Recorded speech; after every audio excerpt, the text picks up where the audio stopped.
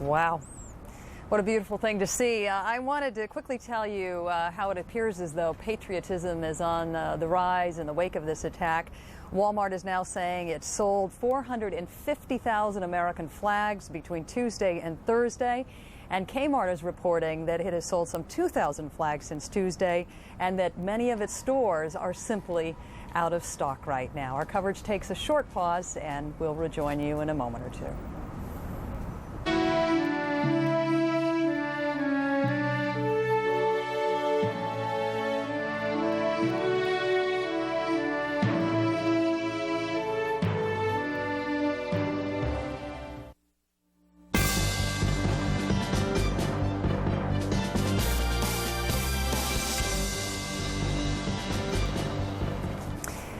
Good morning, everybody. Welcome back. I'm Paula Zahn reporting from New York this morning. You are looking at the rescue area where efforts are underway.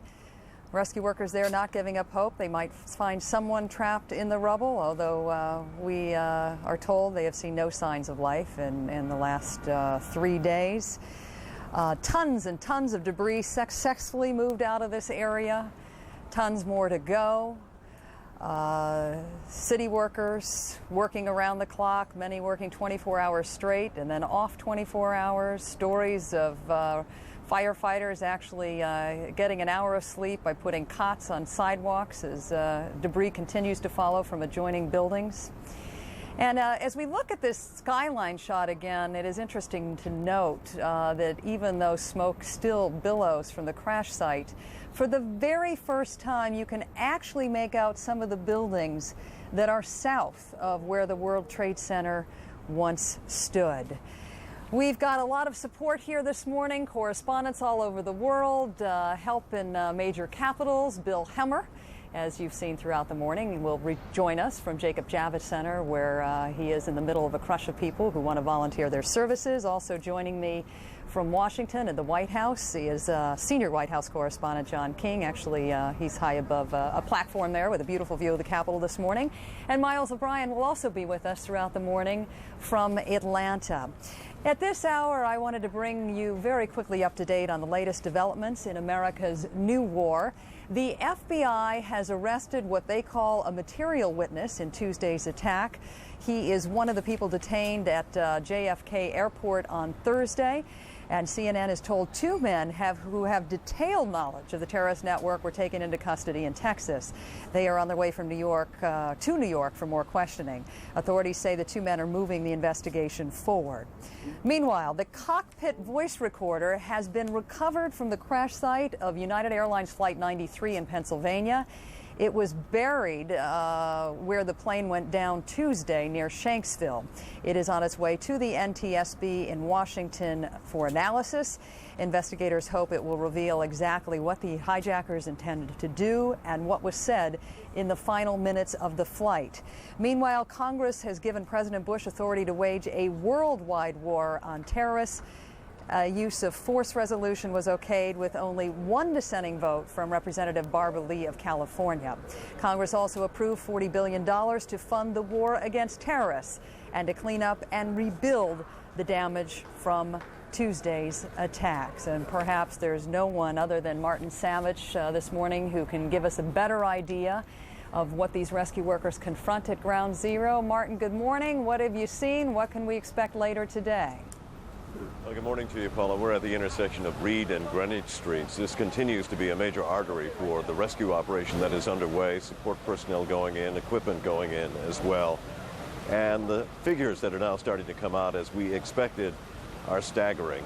They are right now saying that the official death toll stands at 185. However, there are 4,717 people that have officially been reported as missing. On top of that, authorities say that there has been some 13,000 tons of debris that has been hauled away in 1,400 trucks, and they admit that is merely scratching the surface. They say only now really have they begun working around the perimeter of the debris field. There is still a great deal more that needs to be gone over. In the background you may see, and probably from where you are, the vantage point, that smoke continues to rise above the New York City skyline where those twin towers once did. You may be surprised to know that it is still burning. They're still putting water on that debris field. What is it that's burning? Fire experts say it's a number of things. It's a combination of jet fuel. It is also a combination that everything that was in those two buildings is still in those two buildings. However, greatly compacted under a lot of pressure. And it's that pressure that is allowing the fires to burn very slowly and very hot. A lot of things are melting inside of there. We're also hearing that the organization is becoming much better. One thing to point out, that when it comes to the rescue operation, the search for survivors, this is going to become less and less a volunteer effort, specifically on that site, and more a job that'll be handed over to the professionals. The volunteers are needed. They have a very specific role in helping supporting the effort. But more and more of the work down there at the site and the search is going to be done by professionals. And also they have brought in a special team from the southwestern part of the United States. This is a team that is accustomed to dealing with the wildfires out west, used to dealing with huge crowds of professional firefighters. They're setting up showers mainly for the emergency workers, and they expect on Sunday to open up the kitchens and begin serving meals for the professionals that are here. They estimate that they will be serving about 6,000 meals a day. We started with numbers. We'll finish with one other disturbing number. On average in the city of New York, before all of this, they would get, usually authorities say, about 6 bomb threats a day. Since Tuesday, that number has skyrocketed to, on average, about 100 bomb threats a day. They warn anyone who makes a false report could face federal charges. Those charges, by the way, are a $250,000 fine and up to 10 years in prison. Paula? Martin, Bill Hemmer has been interviewing people all morning long who have been lined up for 3 days to volunteer in some way. You've made it clear that in some of these more dangerous areas, their help cannot be used, but you said that the city could use them in a supporting role. What specifically does the city need from these thousands and thousands of people who are willing to stand there for 3 days in a row to pitch in? Well, it's really, where do you begin to try to tell? There's all sorts of things that need to be done. The delivery of food, the delivery of supplies into the rescue area, into the work site specifically, helping to clean up, helping to serve meals, helping to perhaps provide first aid and comfort to the rescue workers out there. It's still a dirty and difficult job for them. There are many areas in which volunteers are needed. And keep in mind now, okay, Kathy, tell them to hold the rubble pictures. As I mentioned, as money comes around, these workers are going to be going back, those volunteers that have been working so far. So it's like a new shift change that needs to come in of volunteers. They're still needed here. Paula. Martin, thanks so much for that update. Once again, we're going to try to give you a close-up look now at what the rescue operation looks like at this hour. Cranes and bulldozers are picking away some of the heaviest pieces of what is left of the World Trade Center, but other work is being done on a much smaller scale. You actually have rescuers down there with plastic pails who are toiling in the muck, and hundreds of volunteers continue to slosh through the tons of rubble. I think we mentioned this, but it's worth mentioning again that already 10,000 tons of rubble have been removed. Unfortunately, though, after another day of effort, no new survivors have been found. 124 bodies recovered, with 59 identified, more than 4,700 people missing. Among those are the husband of Wendy Doremus, who joins me now. Welcome. Thank you for joining us this morning. Your husband was a photojournalist. Was he on duty? Yes, he's a photojournalist. I know you still hold hope. Yes, I do. And you have good reason. I have the city officials you've spoken with say there is still a chance your husband could be alive. There's a number of people that have not been identified. He was down there. I spoke to him on Tuesday morning at 10:15, and he said he was safe. He was with the firemen, and I was supposed to meet him at his studio in 20 minutes. I haven't heard from him since. I did hear from, he said he was with the firemen, and I've been passing his photo, copy of his photo, to everyone, and somebody called me on Wednesday evening and said he had seen my husband trying to get back down there. Could be amnesia because he's not listed anywhere so far among the survivors. Put this into context for this morning. Is his studio downtown, not far from the World Trade Center? What was he doing downtown? We live downtown. He's a photojournalist. He saw the smoke and he went to the story. That would be his natural instinct. That would be his natural instinct. As you He talk, left about 9 a.m. we're going to show pictures that Okay. your husband has taken throughout his career. So he has worked in many dangerous situations before. Yes. Give us an idea of what he's confronted on the job. He was at the Berlin Wall. He was at Gaza Strip during the Intifada. He's been in Northern Ireland. He does locally floods, disasters, airplane crashes. He knows how to go to a story. I wouldn't think he'd be foolish and go beyond it. He knows how to exercise caution. Yes. Okay, so the phone call came through at 10:15, which means what? By that time, Tower 1 had collapsed? Actually, I was trying to get him on his cell phone, and I had seen the first tower fall. And I called him and told him, I said, Bill, the first tower has fallen. I heard on the news that the Pentagon had also been hit, so it wasn't just a plane crash. It wasn't just an accident. I told that to him. He said he was safe with the firemen, and he would meet me at his studio in 20 minutes. Before we go any further, I wanted to put up on the screen now a picture that he had actually taken of the World Trade Center before this horrific attack. When was this taken? This was some years ago. He's an avid sailor. We sailed the Hudson, and on his sailboat he took this one sunny summer afternoon. Now, at the time that your husband called you, or you had this conversation, and he said he was safe with firefighters, do you know his exact location? I did not ask him. He did not tell me.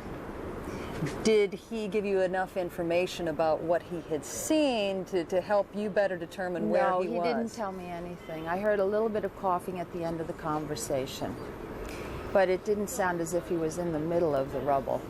And once again, we're going to put up a close-up picture of your husband, and this is something that CNN.com would like everybody to do who is missing a family member, because if you log onto that website and you download a picture, we are hoping that doctors and nurses and triage folks who perhaps have seen some of these victims will be able to link up with family members like you. I've been trying to get his photograph everywhere in the city so that somebody might recognize him and call.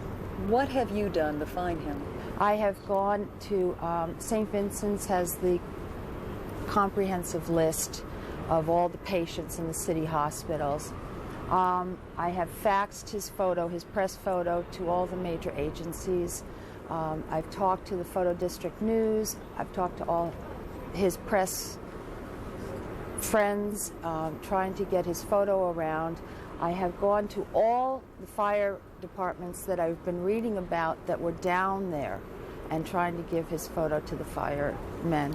And as I said, somebody called me on Wednesday. You described your husband as a very cautious and sensible man because of what he has faced on the job before. Based on what you told him about the first tower going, do you think that was enough of a warning to him to get out of there? I think so. He didn't sound as if he was in danger. He does have two, teenage kids, and I know he wouldn't put himself in danger needlessly to get the story. He tries to get to the story, tell the story, but I don't think he would try to go beyond it. Other than looking at the master list that St. Vincent's has, and I should explain to those of you who don't live in New York City, that is the hospital where most of the patients were initially transported because it's the closest. Although I hear that in New Jersey, a lot of the patients, the first people who were injured were taken to New Jersey by ferry because it was a faster way to evacuate. And I have had very little information from New Jersey. I have friends who live there who have connections, and I'm hoping to get there and find out. We've heard these heartbreaking stories from other people we've interviewed over the last several days. They've told us they literally have gone from hospital to hospital in New York City to try to track down their loved ones. Right. Do you need to do that now, or do you think you have enough contacts in these other areas? I'm hoping. I don't want to hinder the rescue efforts of the doctors and the nurses, so I don't want to go into the hospitals. I've been trying to go to whatever centers there are and work through the press. You seem hopeful. You seem very determined. Give us a closing thought of this nightmare that you are living through, and that thousands and thousands of other folks all over the world are living through this bizarre state of limbo. It is a horrendous situation. We've always been New Yorkers. I love New York. This will not stop this country or this city. And I'm just hoping that everybody can work together, and they have been marvelous throughout. They're so cooperative, all the volunteers, and I know we're going to get through this, and I'm going to find my husband. And the truth is, you probably have more reason to have hope, because you had that conversation at 10:15. At 10:15, and if he wasn't in the rubble of the first building, he has to have been smart enough to leave. So we're just all looking for him. Well, and any help anybody could give us would be our greatly thoughts appreciated. are with you, Wendy. Good luck. Thank you for sharing your story this morning. Time to go back to Washington, D.C., which is exactly where we find John King again this morning. John? Thank you, Paula. You will remember, our viewers will remember, one of the reasons former President Bush so successful in building the international coalition to fight Saddam Hussein and the Persian Gulf War more than 10 years ago was strong support from moderate Arab nations. That could prove critical as well this time as the current President Bush tries to build an international coalition to fight terrorism. We are fortunate to be joined this morning live in Cairo, Egypt, by Mr. Amr Moussa, longtime Foreign Minister of Egypt, now the General Secretary of the Arab League. Good day to you, sir. Let me start with the simple question. Will the Arab nations, including your home of Egypt and a key country, Saudi Arabia, stand with President Bush if he launches military strikes against Afghanistan and the bin Laden organization? Well, thank you very much. The Arab nations do stand with President Bush, with the United States, with all other countries against international terrorism. We are very clear in our position that we do reject any international crime of terrorism against anywhere, and in particular what happened a couple of days ago against the United States.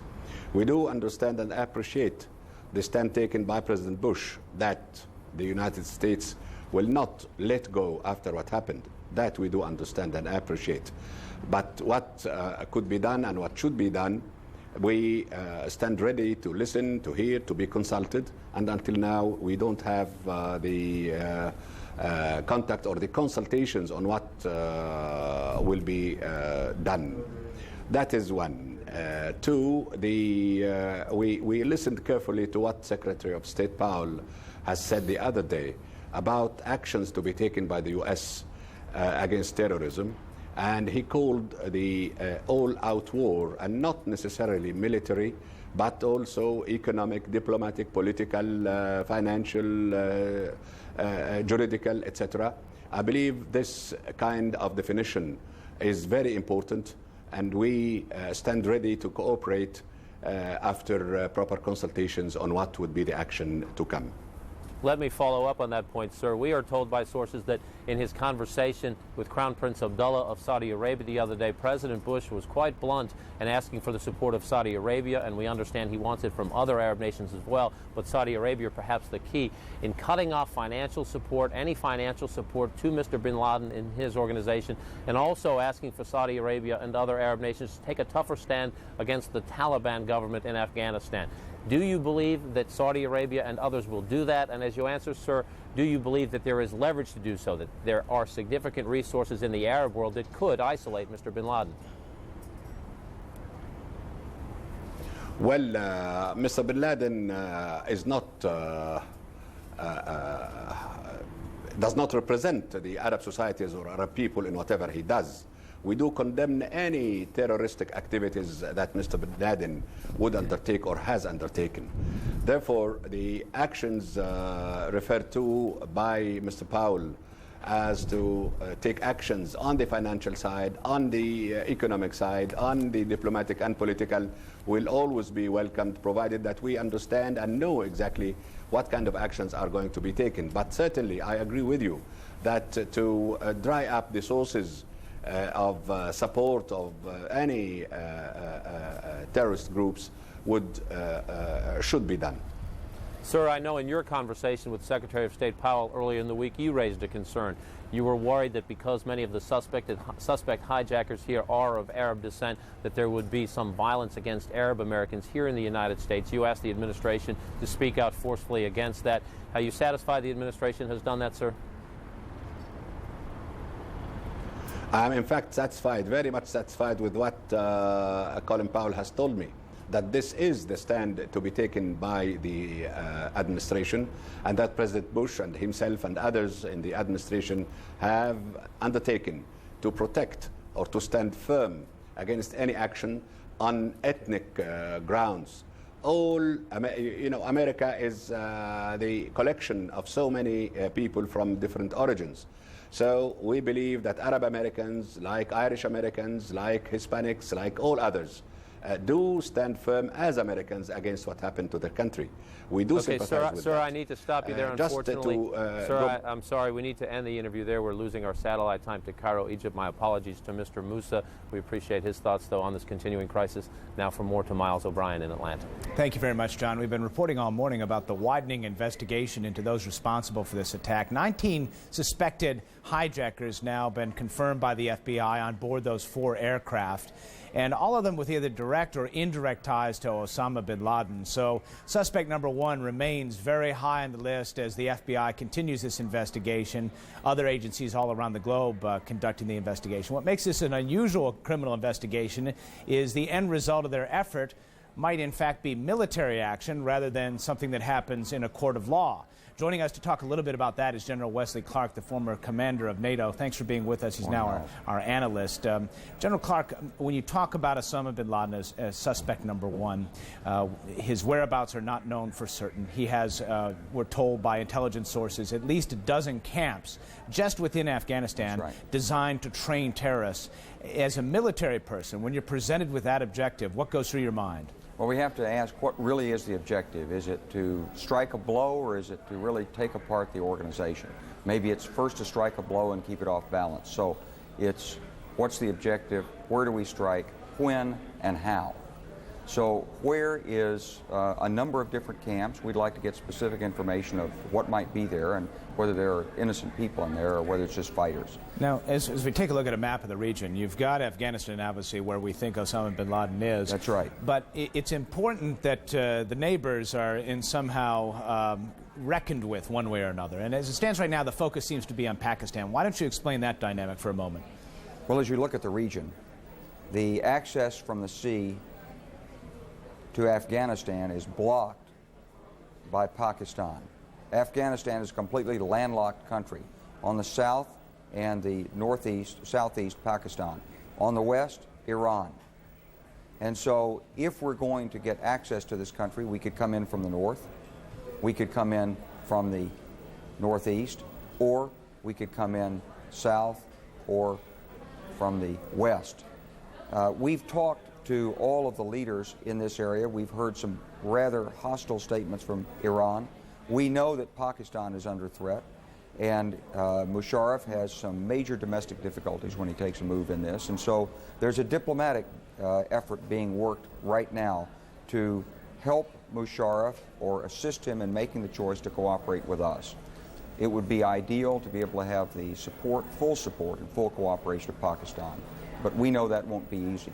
Then, inside Afghanistan, we've got to find the targets and figure out how to strike them. A lot of big ifs, a lot of big questions to answer, but implicit in your discussion here when you talk about going through countries is that this is not going to be a Persian Gulf War type of scenario. This is going to be something that one way or another involves putting U.S. troops on the ground. Explain what the options are. I mean, immediately people might think of a D-Day type of invasion. That might not be the way to go. Well, that certainly won't be the first way to go because it's a very difficult place to get to, and the objective is not the country. The objective is the terrorist network. So we want to locate the individuals who are behind it and what they need to support themselves and take that out.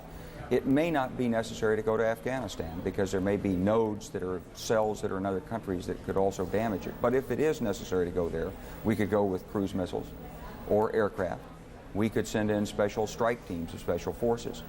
We could use local people to go in and get them. And so there are various courses of action. I'm sure our military is working those courses of action right now. Let's look at that wider view of the region here for just a moment. And in that wider view, the reason we highlight Diego Garcia is there's a U.S. base there.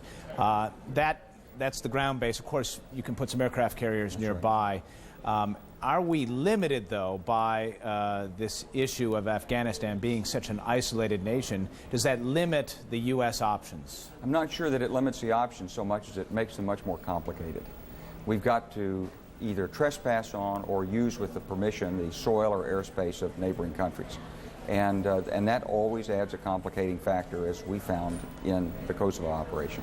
Give us a sense of the distances there. Diego Garcia, now that island there where there is a U.S. air base is well within the range, certainly, of something like a B-52. This is 400 miles, and so up here is well over 1,000 miles into Afghanistan. It's well within the range of our long-range strike aircraft. We can position them there. We can put aircraft carriers out in the Arabian Sea.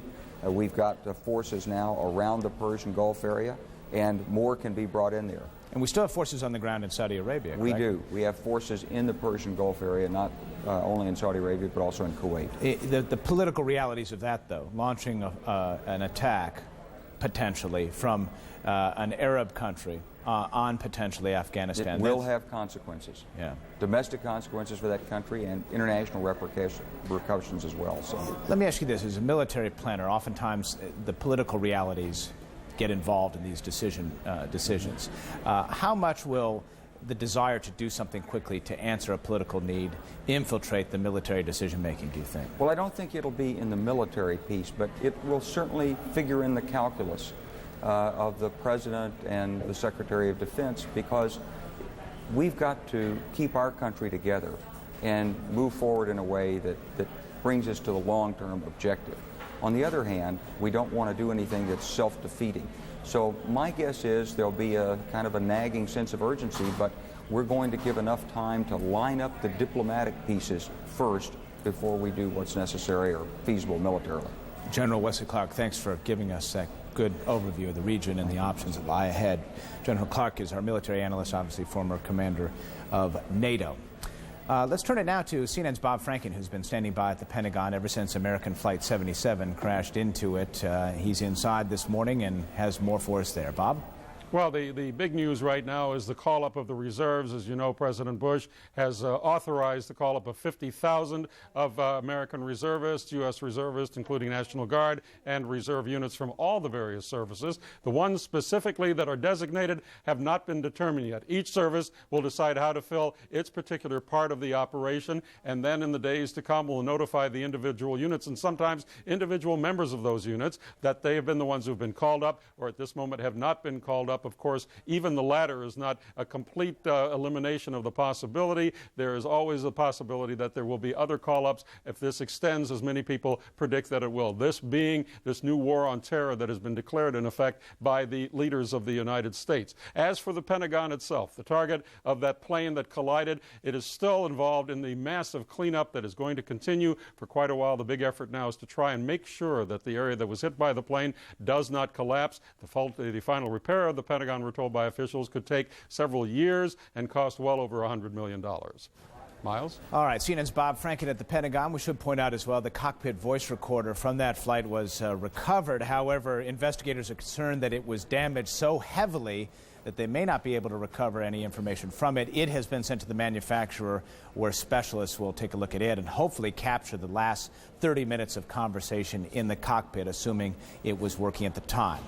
From the Pentagon, we take it back to New York, where the careful, excruciating efforts in the rubble of the World Trade Center continue. Paula? And Miles, it's much worse than any of us thought when you hear these stories about these rescue workers down there and the sludge and, the horrible smells coming from the site and forget the work the cranes are doing. They're actually taking pails and using their hands to recover some of what is left of the towers. We've talked so much about the generosity of the American spirit that has been so greatly exhibited over the last several days. It's interesting to note that the nation's largest corporations now have pledged more than $100 million to relief efforts since the disaster on Tuesday. Among those contributing $10 million apiece, Daimler Chrysler, Pfizer, AT&T, Microsoft, General Electric, 3 oil companies, Texaco, Chevron, Amerada Hess, have pledged $5 million each. Our parent company, AOL Time Warner, said yesterday that it would give a total of $5 million to 6 different relief groups. And I think in one of the most encouraging signs of all, as of yesterday morning, users of its internet service, America Online, have now donated an additional $6 million. Right now, we're going to pause to take a look at a tribute to so many of those lives that were wiped out in these multiple attacks. Frank Sesno has more.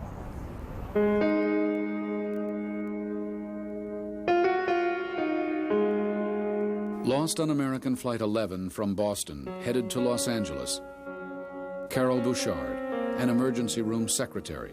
She was on her way to Las Vegas with her friend Renee Newell. Renee worked for the airline and gave Carol a buddy pass so the two could vacation together.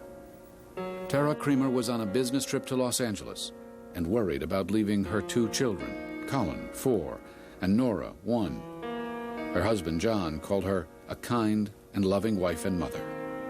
71-year-old Thelma Cusinella was on her way to visit older sister Grace and her brother-in-law in Los Angeles. Thelma did not get to see her sister often and was overjoyed when her daughter found her a discount cross-country fare. Nellie Casey was on her first business trip since coming back from a 6-month maternity leave. She would have celebrated her 5th wedding anniversary with husband Michael on September 21st. Linda George, 27, was on a buying trip for an apparel company. She and her fiancé were planning their wedding. It was scheduled for next month.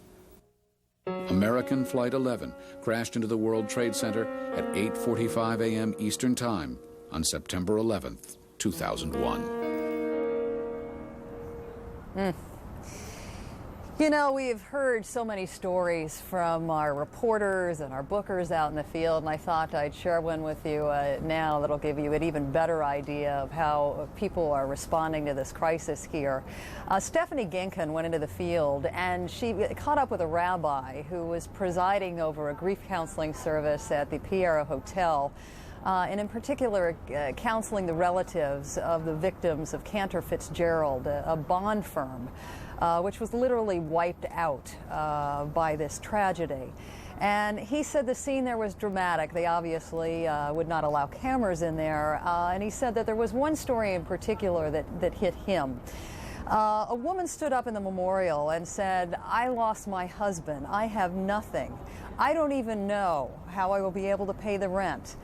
And the rabbi said he and others vowed to put a collection box in every single grocery store in New York City and ask for any kind of help they could get for her, a nickel, a quarter, a dollar, to help this woman pay her rent. He said he was looking into other ways to raise funds for her as well. So just another reminder, Miles, of what folks are doing here to help those whose lives have been forever changed and destroyed in many ways by what this happened. Miles, I thought you might be interested in one little point that we just got from the city, from the Office of Emergency Management, which is actually saying they are getting so much response from New Yorkers that they're saying we can't handle anymore. The system is working. We appreciate your help. But because of the logistics downtown and how confined the staging areas are, they're actually telling people stay at home. And the blood banks are full, we're told, as well. It's good to hear all of that. Let's check the latest developments as we continue our coverage on the attacks on America.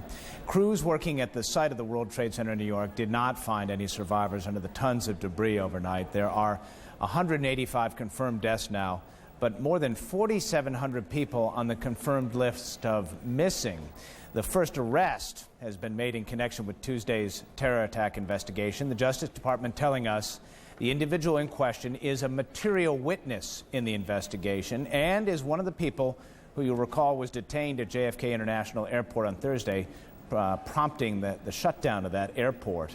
In addition, in Europe on Thursday, 2 men were charged, or actually they were charged yesterday in Brussels for allegedly planning an attack on American interests in Europe. So the Justice Department has been telling us there are concerns of additional attacks, and there are further arrests and further investigations. In addition, the Justice Department has about 100 people there watching right now in the wake of these attacks. At the U.S. Capitol, Congress passed a resolution authorizing the president to use force against those responsible for the attacks on America. Federal authorities say the cockpit voice recorder has been recovered from that jet that crashed in a field in Pennsylvania. You recall the flight data recorder, which handles the situation of where the aircraft was already recovered. That cockpit voice recorder is being sent to Washington for analysis. It captures the last 30 minutes of conversation inside the cockpit, assuming it was operating. And finally, Logan International Airport has reopened 4 days after terrorists hijacked 2 of the planes at the airport. We've been going through the grim details of those 4 harrowing flights since this attack occurred on Tuesday. Some of the details are tough to handle. Some of them are, quite frankly, were mystifying to us. And we've put them all together in a piece for you which takes us inside the 4 flights involved in this attack.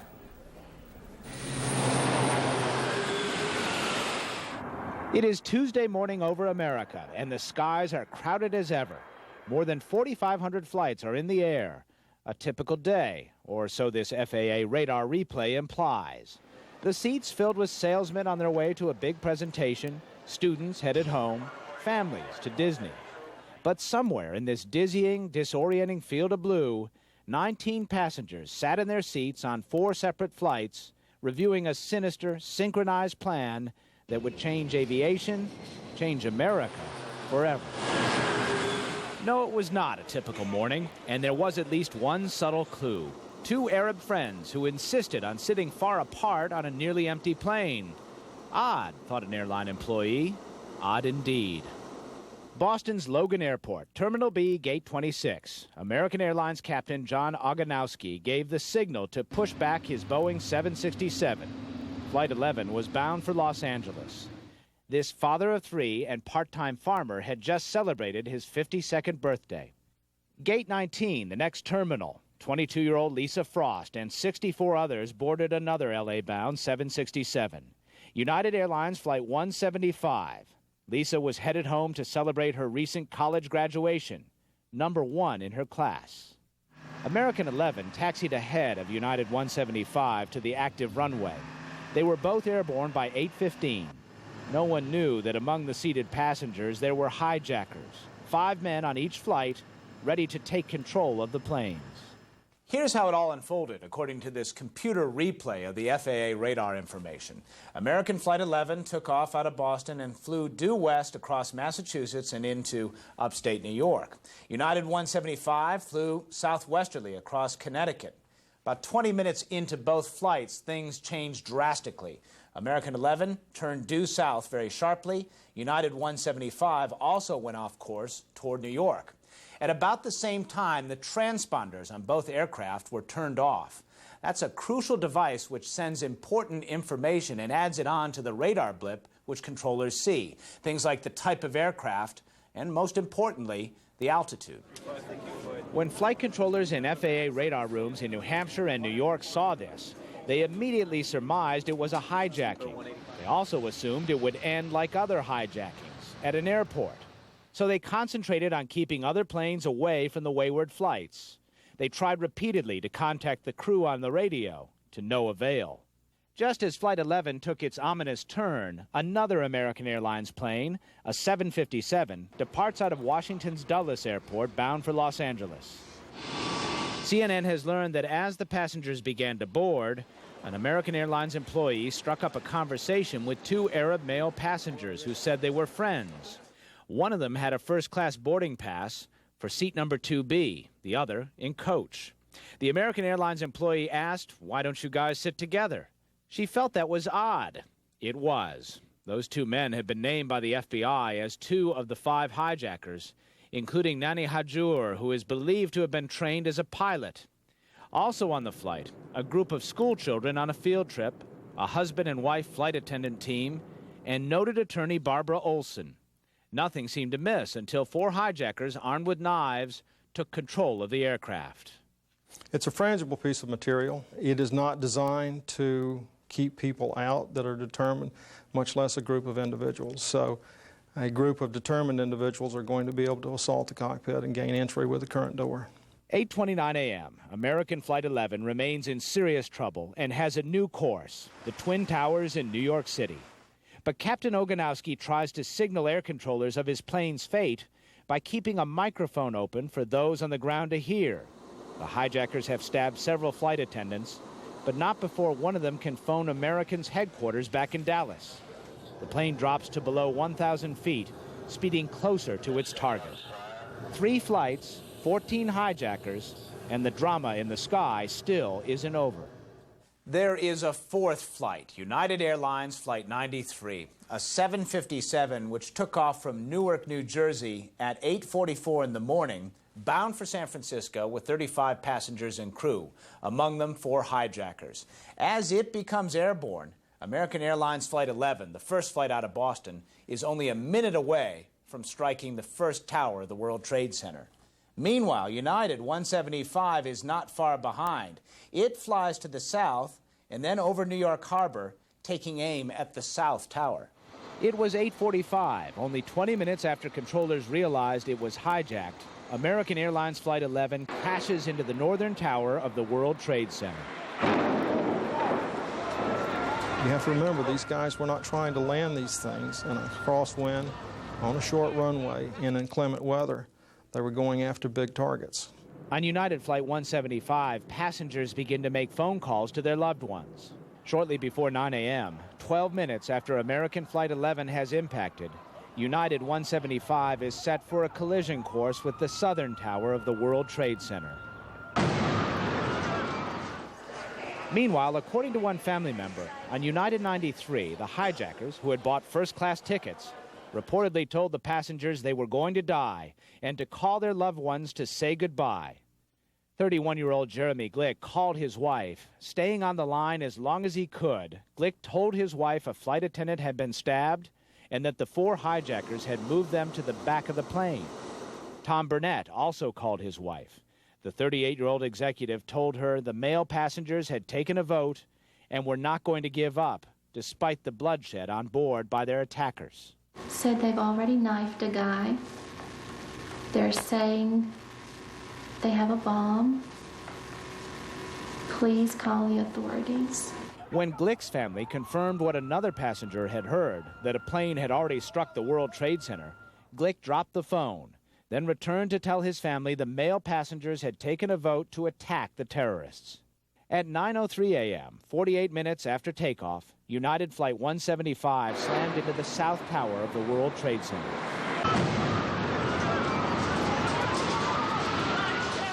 "22 minutes later, at 9:25 a.m., there is violence on American Airlines Flight 77.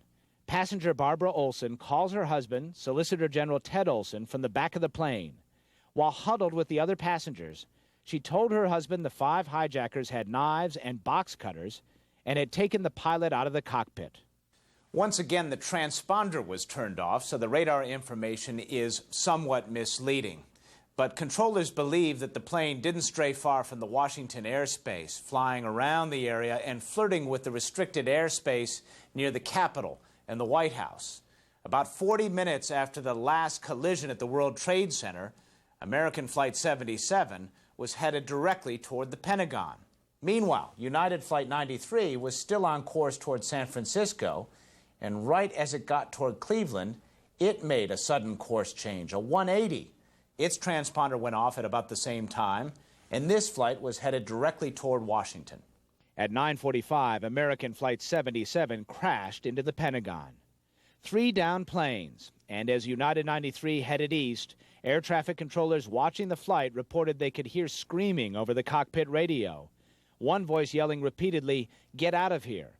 And then later, an accented voice apparently making a public address announcement to the passengers telling them, "There is a bomb on board. Stay quiet. We are meeting their demands. We are returning to the airport." By 10:10 a.m., it was all over.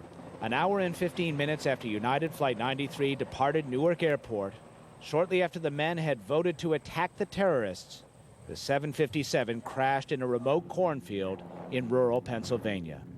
When it became clear these were not conventional hijackings with tense but safe landings and instead suicide missions, the FAA took some unprecedented action. It grounded all flights on the ground that had not departed and ordered flights in the air to land immediately. It's an amazing sight to watch the radar replay of all this as the 4,500 dots disappear. In little more than an hour, nothing was flying over the U.S. The skies silent, a nation stunned. The air traffic control system still not back up to full speed. The FAA taking its time and fits and starts getting things open. Still some airports closed, of course, and we are watching that. Just one more point about United Airlines Flight 93. We know a little bit more about the alleged hijackers on board. Ziad Jarrah, who hails from Lebanon in the Bekaa Valley, according to his family and according to investigative sources, spent some time in Afghanistan over the past couple of years, then went to Germany, and then ultimately to a pair of flight schools in South Florida. Investigators now believe he was the one on board United Flight 93, the one that crashed ultimately in Pennsylvania. He was the one likely to have seized control from the flight crew. Paula? Thanks so much, Miles. I wanted now to sort of reprise a bit of what Reverend Billy Graham had to say yesterday as he spoke at the National Prayer Service that was held at the National Cathedral to kind of get his perspective, the perspective of a man of the cloth. And he spoke, "Thank you, Mr. President, for calling this day of prayer and remembrance. We needed it at this time. We come together today to affirm our conviction that God cares for us, whatever our ethnic, religious, or political background may be. No matter how hard we try, words simply cannot express the horror, the shock, and the revulsion we all feel over what took place in this nation on Tuesday morning. September 11th will go down in our history as a day to remember." We know that the horror of all of this has affected you all in very deep and individual ways. That is also true of the correspondents who have covered this story. They have been touched in quite distinct ways. John King, Bill Hemmer, Elizabeth Cohen, all have stories to share with us this morning about perhaps what has struck them in the deepest way. Let's start off with John. John, I know you probably haven't gotten any sleep since Tuesday, but as you reflect on what this country has gone through over the last 4 days or so, what comes to mind? Well, a personal observation first, then I want to talk about the week, the President Bush, the changes in the president we have seen over the week. When they evacuated the White House just after that plane hit the Pentagon, we were running across Pennsylvania Avenue and stopped to look up. One of our producers, Tim McCann, pointed up to the sky. There was a 747 directly above the White House. That is restricted airspace. You never see airplanes in the sky there. It turned out that was a government plane, scrambled as all this was happening, one of the quote-unquote doomsday planes, an operational command center the military can fly in the case of war. But it came over the White House and it banked back. And we stood there in Lafayette Park looking at each other thinking, oh my God. And it flew off to the side, and only then, through our cellular phone conversations, did we find out what had happened at the Pentagon and what was happening throughout the Capitol. So obviously a very frightening environment. At one point we were standing in the middle of Pennsylvania Avenue, and Tim McCann yelled at me. He said, "Come back into the park." And I said, "I have to watch the building." And he said, "You know, you're not going to be able to file if you die." So that's why God created producers, I think, to tell us correspondents to use a little better judgment. So we went back to the other side of the park. But we will take some time to digest this. The country will and history will. But certainly we saw a very different president over the week. There was some controversy about why it took so long to get him back to Washington. When he did, of course, he delivered his first address to the American people from the Oval Office, telling them their government was up and running and that they were still investigating this. At that point, many thought the speech wasn't good enough. That is not the environment, whether you love or don't like this president, it's not the environment in which he is most comfortable. Over the next day, though, we saw the president use the words, "This is an act of war."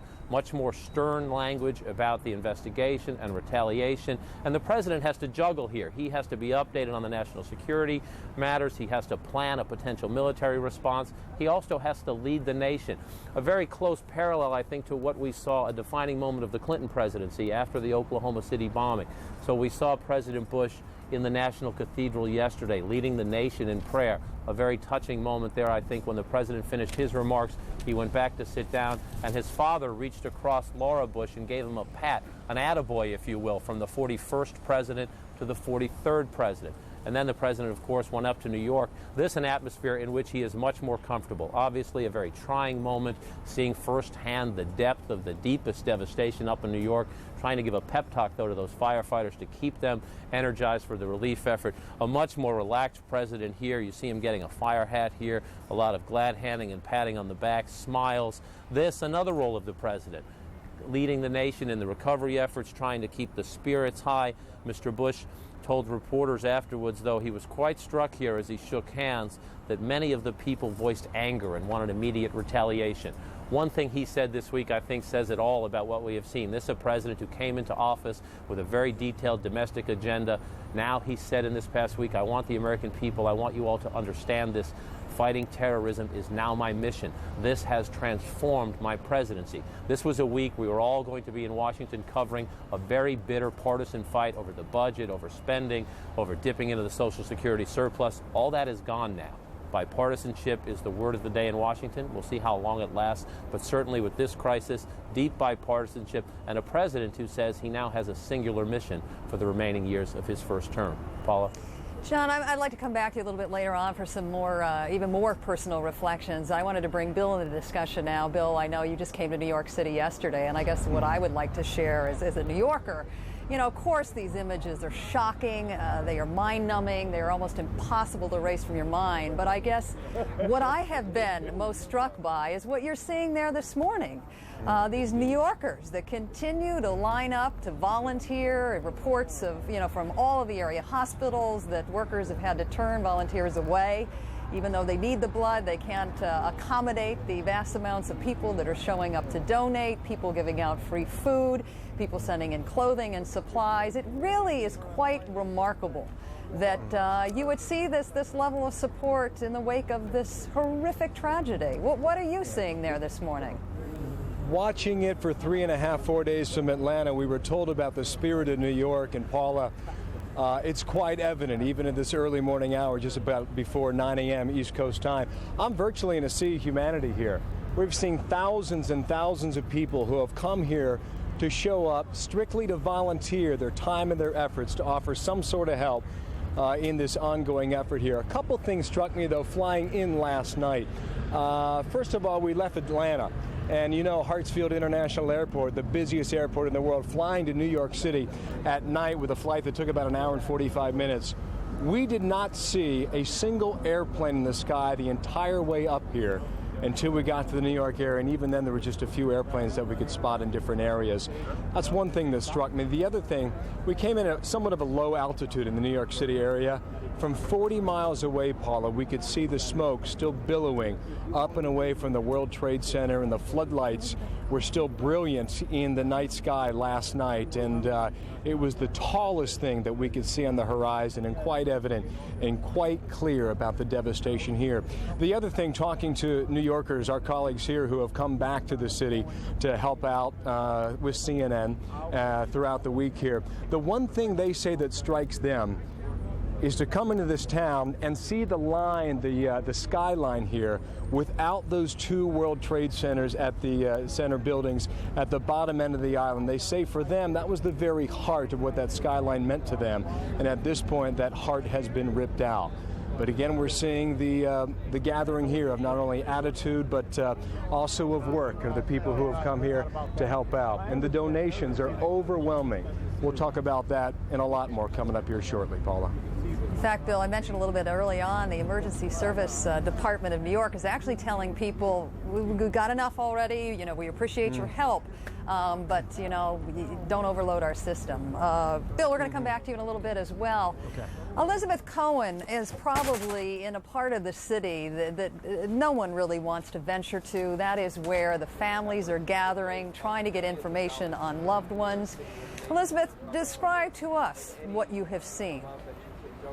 What I've seen is an incredible amount of human strength, Paula. I am just amazed at these people who have lost spouses, brothers, sisters, children who go from hospital to hospital. Some of them traipse the length of Manhattan, walk miles in a day to check out every hospital, and then to come down here to the Armory, which is the main place where people register their missing persons reports, and then also take a look at the lists of people who are in hospitals and lists of people who have been found deceased. I can't imagine how in that situation one would get out of bed, much less walk miles. They are truly amazing. They have been very energetic and persistent in getting the faces of their lost relatives on television. They really truly feel that if somehow they're seen, that someone might have noticed them. One person said perhaps he got out of the crash and he's wandering around confused, wandering around Lower Manhattan, and maybe someone's seen him. Someone else said, I heard there are a lot of John Does in hospitals. They're in comas. Nobody knows who they are. They're too confused to say their identity. Maybe my brother is one of those John Does. So the strength that they have and the hope that they have is just incredible. I mean, even today I've run into people who still have hope. I think it's waning. I think perhaps the reality is setting in, but people still do have hope, and that just amazes me. John, you're still with me, right? Yes, indeed. I guess, and I certainly don't mean to ask this question in a self-serving way, but we have all been trained as journalists to separate ourselves from sometimes the content of what we're covering. And I know I've been asked a lot over the last 48 hours or the last 76 hours what it's like as a human level, as an American, to cover this. Isn't it all but impossible not to feel the pain and the horror of what so many thousands of Americans have experienced? It's impossible not to feel the pain and the horror, especially as we run into colleagues who know people who worked at the Pentagon or know people in New York City. One of our producers had a college friend who's still missing up there in New York, and so it's hard not to feel the pain and the horror. At the same time, we have to be very careful in what we do. One of our challenges right now, the White House tells us that there's a continuing threat, so they're asking us to be very careful about what we say about where the president is at any given time, how he is traveling. So we need to be careful about that, and I believe we have a responsibility to do so. I think we can remain objective in our coverage of this, not only here in Washington, but up in New York, around the country, and indeed around the world. We can, I believe, remain objective in our coverage and be fair to all parties involved here, but still just show a little good judgment and a little common sense. We get access to the president and we get access to information because we have the privilege of covering the White House, and I consider it a great privilege regardless of who is the president of the United States. We get access because of that privilege, and I believe with that comes responsibility to show good judgment. I absolutely agree with you, John, and I know the mayor of New York City implored us yesterday to exercise the kind of caution you are talking about. But if you would, and I'll share some of my thoughts with you on this, explain to the folks who are joining us this morning what it is like to be in the middle of a breaking news story where, in fact, you do have to sift through conflicting information. Haven't there been many occasions in the last several days where you simply have not gone with something that a source gave you because you couldn't confirm it? Absolutely. We have a simple rule in journalism, and certainly here at CNN, on most matters that are sensitive and that we are getting stuff from sources, anonymous sources. If we can go on the air and say the president says or the Secretary of State says, it's a no-brainer. They said it, it's on the record. On a source matter, if it is sensitive, especially if it casts aspersions on somebody, we have a responsibility to double-check and in some cases to triple-check. So there are things I could say right now that have been told to me in this past week that I simply won't say because we don't know them to be true. And in a breaking situation, and I believe our people have tried to be as responsible as possible, there is often conflicting information. And so we have to say to our viewers, here is what we know right now, and please bear with us. In a situation like this, the information often changes. People report things that they believe to be true that turn out not to be true. We need to be careful, and that's sometimes hard because you're running around frantically. Often, in this case, we were reporting as we were being told to get away from the White House, and as the Secret Service carrying automatic machine guns was pushing us back across Lafayette Park. Now, they were doing that because of concerns for our safety. Paula? All right, thanks, John. We'll catch up with you a little bit later on, as well as Bill Hemmer and Elizabeth Cohen. Right now, we wanted to give you an idea of how Americans have gotten their information since that brutal Tuesday morning. It appears as though many of you are getting your information from television. Jeannie Mose has that story. If you're watching this story, you may already be hooked, horrified, yet mesmerized by planes aimed at buildings. Buildings that collapse before our very eyes over and over. I can't really take my eyes off the TV. And I also couldn't stand to watch TV one more minute. Attack on America, attack on America, America under attack, whatever the networks call it. It's addicting. I think it's addicting partly because we don't want to miss something. Even if that something makes us sad. I cry a lot when I hear the stories and see all the people. If anybody see my daughter. I think people feel guilty if they're not watching it. You know, that they feel in some way that they're betraying those that have really suffered. Do you feel like you're participating because you're watching? That's an illusion. What's not an illusion is the way the coverage tends to unite viewers in a shared experience, even if what's shared is sorrow. It's easy to OD on crisis TV. I don't want to watch it all the time, just because it kind of deadens the mind. So how much is too much? We asked Dr. Jimmy Holland, head of the Department of Psychiatry at Sloan Kettering. Everybody should ask themselves, is this making me feel better or feel worse? And if it's making you feel worse, then you probably should limit it. I'm going to watch an hour in the morning and an hour in the afternoon. And turn it off. When you get a feeling of being unable to think about anything else. You know what I felt when I saw the smoke coming around the buildings? I thought, this is a movie. But these are no special effects. That's the image. That's the image that's going to be burned into our brains for the rest of our lives. Burned into our brains from every angle. Then there's this guy standing there, and then all of a sudden it just rips right through it. Absolutely powerful. But I could look at that image a million times, and I still find it mesmerizing. I know. It's an intimacy with disaster. Oh my God. Disaster scene from the safe side of the screen. Jeannie Moe, CNN, New York. And we take a short break now before we hit the top of the hour.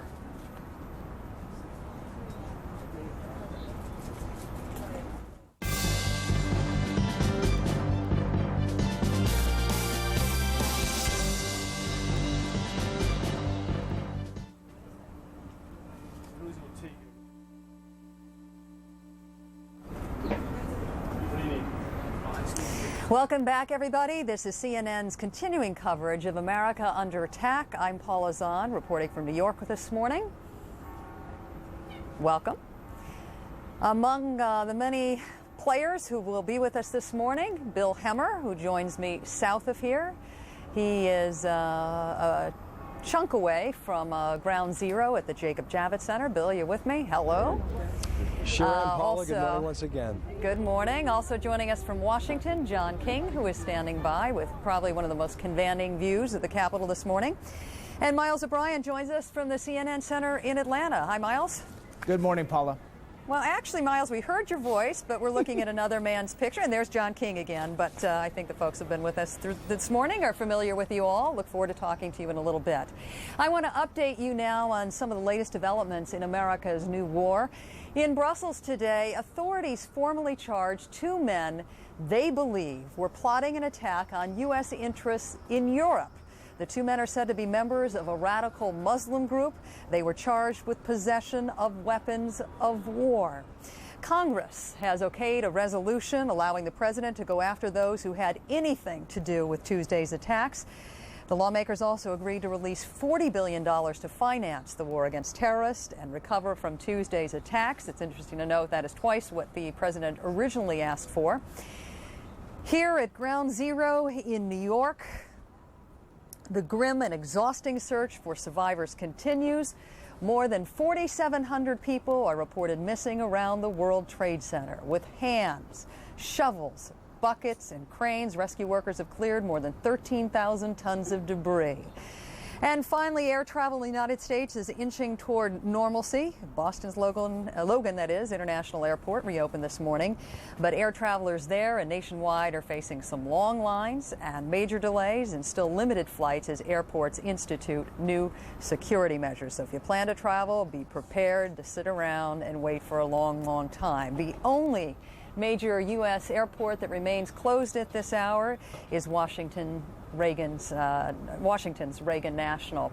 I wanted to call attention to the skyline behind me this morning because for the first time you can actually make out the buildings that are south of where the Twin Towers once stood.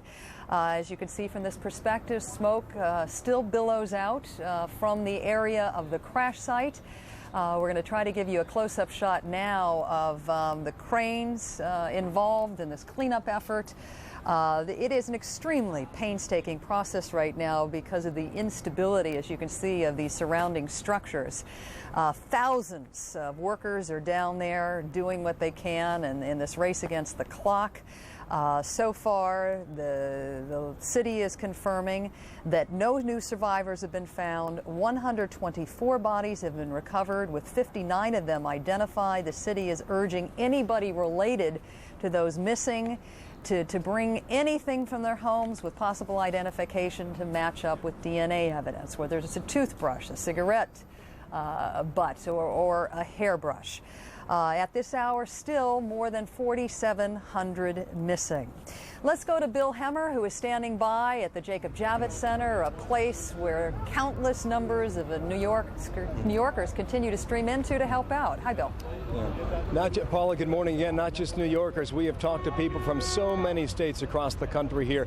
This is the staging area, Paula, where volunteers who want to go down to the site first have to gather. We're at the corner of 34th and 11th Avenue right now, several blocks north of where the World Trade Centers once stood. But if you want to get an indication of just how many people have showed up here, photographer Rich Brooks took this walk along the line here. We're talking about hundreds, possibly thousands, who knows, maybe 2,000 or more people have come here. Rich just started walking about 30 minutes ago. And he walked, and he walked, and he walked, and the line just keeps on going. And unfortunately, for the overwhelming number of volunteers here, they will not be afforded a chance to go down and help out today. We are told that workers from 4 different companies have been selected at this point to go down to the World Trade Center area and help out with the operation today. But still, a lot of people here still holding out hope that they may be selected at some point today. We talked to a lot of people who have come back day after day after day without any success or without any luck of getting on any bus to head down to the site south of here. So they once again are optimistic that at some point, indeed, they may be able to hitch that ride south of here. The other thing, Paula, donations here have been absolutely overwhelming. We're standing next to the Salvation Army area here, and just the water supply is already well extended over the number of people who actually are here. There's more food and more water than anybody could drink at this point. Captain Mark Hager is with the Salvation Army, and you've seen it. It's just been a flood, has it not? Yes, it has. We've been overwhelmed with donations to the point where we've blocked traffic in 3 lanes, causing a traffic backup. Captain, what are you telling people then? Stop giving, or what should they do? We're asking them to hold off for a couple of days, let us get through the stuff that we have, and then if we need more stuff, then we'll ask for it. Okay. Of the things that you might need at this point, what would you point your finger to there? I know they've been asking for asbestos respirators. Are those coming here? I believe they'd be going down to the FEMA center where they have a staging area for that stuff. Somebody had also indicated they needed ice. Is that the case? Occasionally, yes, we could use ice. Okay. Also, we got some reports last night that Giant Stadium in New Jersey and Shea Stadium out in Flushing Meadow also could have been staging areas possibly for goods and supplies to go to. Do you know anything about that? As of right now, I believe Shea Stadium is closed for donations. Giant Stadium is supposed to be from noon to 6 for donations. What does it tell you, Captain, when you see the turnout that we have witnessed there, just in the sheer numbers of supply that you're looking at? It's overwhelming, and it's grateful to see that the turnout of support for the workers that are volunteering their time to go down and dig through the rubble to find survivors. What's it tell you, though? I mean, looking back at the supplies you have here. I'm just overwhelmed. I haven't seen anything like it So. All right, Captain Mark Hager with the Salvation Army here. Keep up the good work, okay? Thank you. You've got a lot of stuff here to deal with, okay? Yep. Best of luck to you. Thank you. Paula, we'll continue to watch it here. We just got an indication here that a number of volunteers were told to go down and around the corner. As to why, we don't know just yet. And across the street again, the line continues. We'll show you more of that coming up shortly here. We'll also take you inside at some point, and we'll talk with people to find out what they're doing right now in order to keep the operation up and running throughout the day here on Saturday. But for now, back to you, Paula. Hey, Bill, if you would, please stand by, because as I'm chatting with you, I wanted to show a cover of the New York Post that ran this morning. And our camera's going to try to get a tight close-up of this now. It shows President Bush actually embracing firefighter Bob Beckwith, who was once what we believe to be a local fire company. The headline reading, "United We Stand." New York firefighters suffering a tremendous blow. The mayor of the city saying at least 300 of their own among the missing. And among the dead was a fire department chaplain who was actually delivering last rites to a firefighter, killed by a body falling from the first tower.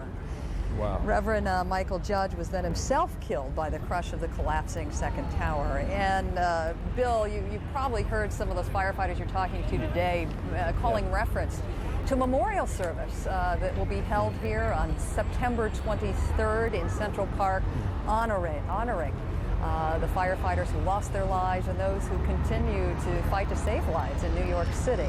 The loss of the firefighters and the police, as you no doubt have noticed, has touched a very raw nerve here in New York City. Yeah, and fire officials from all over the country are responding to that. We ran into a couple gentlemen who came in from Michigan late last night. Grand Rapids, Michigan, just came here to try and contribute in any way they could. And I think there was a clear resonance, Paula. When you talk to people from all across the country, they can truly relate to what they're seeing here and what they're witnessing here. The other thing that strikes me, you mentioned earlier about 15 minutes ago about just thoughts and impressions.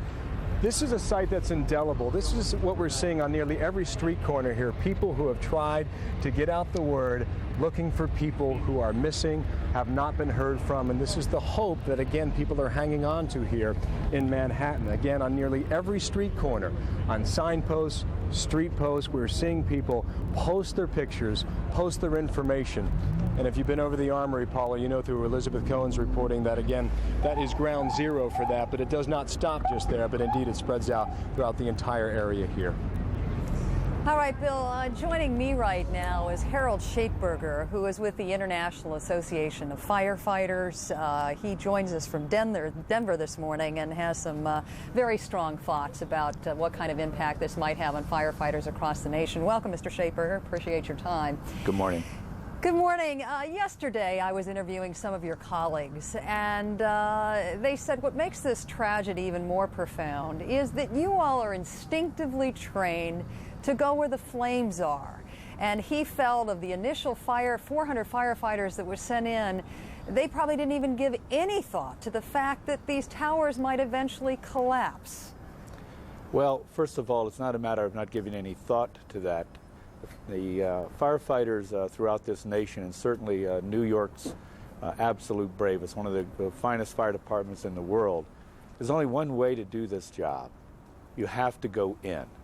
Those firefighters were initiating a tactical mission that included search and rescue, evacuation of civilians from the building, and ultimately setting up an initial attack on the fire. And there's only one way to do this job. That is men going in those stairwells, up in that building, and performing their work. Oh, absolutely, Harold. And I didn't mean that in a pejorative way at all. I think what those firefighters was telling me, because you are such selfless and non-selfish creatures, that you know that is what you're trained to do. Go in those stairwells and help those folks that were trying to get out. You know, you're really talking about this nation's domestic warriors. These are well-trained but brave, selfless individuals that when everybody else is leaving the scene of a catastrophe, it's the nation's firefighters that are responding in and going in. And it is a unique breed. It is a unique profession, and one that has such a close a close bond. It's hard for a lot of people to understand that bond among firefighters unless you've really been in the business. Harold, one of the points they raised with me, these colleagues of yours who actually came from the midsection of the nation, is given how the nature of war has changed, they actually view firefighters as much more than firefighters. They call them the new breed of soldier. Well, is that what you think your role will come to or has come to? Well, certainly if you take a look at this horrific last 5 days, if you look at the Murrah building in Oklahoma City, if you look at virtually every disaster, natural or man-made, it is the nation's firefighters who are the foot soldiers that are first on the scene. As catastrophic and unbelievable as this incident was, I can only be thankful that we had no biological or chemical agents involved in this. That's one of the reasons why we've been pushing on the federal government to provide more resources for training of firefighters who are first in, so that they can not only do their job more effectively, but so that they can have a better opportunity for survivability themselves and not, in effect, be the canaries in the cage as they were as they used in the mines so many years ago. You raise, I think, a very interesting point, and that is the need for more resources to better train these firefighters in this new environment. One of the frustrations your brethren expressed to me yesterday is they know for a fact there was not enough respiration equipment supplied downtown. I mean, how frustrated are you by the state in which firefighters all over the country operate today? Well, the first particularly in urban areas, you know, the areas probably that'll be the most likely obvious targets. Well, that's the thing I do want to make clear. New York has the finest fire department, really, I think, in this country. And nothing could prepare any department, equipment or otherwise, for the horrific, unbelievable tragedy that we saw unfold Tuesday morning. Having said that, the fact of the matter is that we have far too many departments all over North America, the United States and Canada, that do not have adequate resources, that are not staffed properly, are not receiving some of the training that they should be provided, and certainly in this country by a federal government who rightfully and understandably is now providing hundreds of millions and billions of dollars toward this issue of terrorism. And the Patriots, these amazing people in America's fire service that are on the front lines, understand that we have to have money for security, money for intelligence, money for tactical operations, and all the things that we've been listening to for the last several days. But we need this government to ensure that the firefighters in this nation also are given the training and the resources and opportunity to do their job better, but more importantly, to do their job in a more safe environment and to have a better opportunity to survive such a calamitous incident that we've watched in these last 4 days. Harold, I just have time for one last question. How stinging of a wake-up call is this? Well, I think the world is numb from, in many ways, I guess, from the government throughout all of our society. I think it's going to take some days to really understand the now hundreds of firefighters that we have lost in this one incident. And we're going to have to, in their honor, for their sacrifice, see that when we evaluate all the various aspects of response from this government at all levels, that we focus on a nation's first responders who are going to be there within those first couple of minutes of every disaster in the future. Harold, you must be heartened, though, by the news that more than 1 million New Yorkers are expected to attend a memorial service on September 23rd in Central Park to honor those who have lost their lives and, like I said earlier, those who continue to fight to save our lives. It will give our people a lot of energy. This is going to be a long, long haul right now. I mean, this is going to take weeks Harold, and weeks.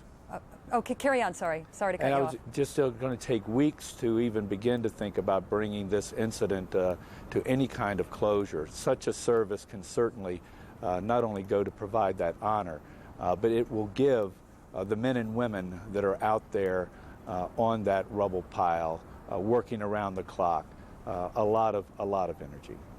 Well, I don't mean to be presumptuous, but I think I can feel entirely comfortable saluting you all on all Americans' behalf. Thank you very much for the very dangerous and important work you do. Well, God bless all the firefighters, and please keep all of those in New York that are working safe.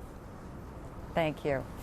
I wanted to share with you now an extremely powerful image. This is a shot taken by a photographer downtown showing firefighters sort of in the ground zero area, raising the American flag. Of course, I think what this brings to mind to many of you is that shot of Iwo Jima that is seared into the national consciousness. Right now, we are going to head back to Washington, D.C., where John King is standing by. Hi again, John. Hello to you, Paula. We are told the president, who is up at the Camp David presidential retreat, will be meeting with his national security team in about 30 minutes. Our Kelly Wallace, keeping track of him up at Camp David this weekend, will bring you the details of that as soon as possible. I want to take you back now quickly to perhaps the signature moment of the president's trip to New York yesterday in delivering a pep rally to the firefighters and other relief workers there at the scene of the devastation, the site where the World Trade Towers once stood. The president, in his pep talk, also delivered a promise that once he knows who is responsible, he will try to hold them accountable. America today is on bended knee in prayer for the people whose lives were lost here, for the workers who work here, for the families who mourn. This nation stands with the good people of New York City and New Jersey and Connecticut as we mourn the loss of thousands of our citizens. I can hear you.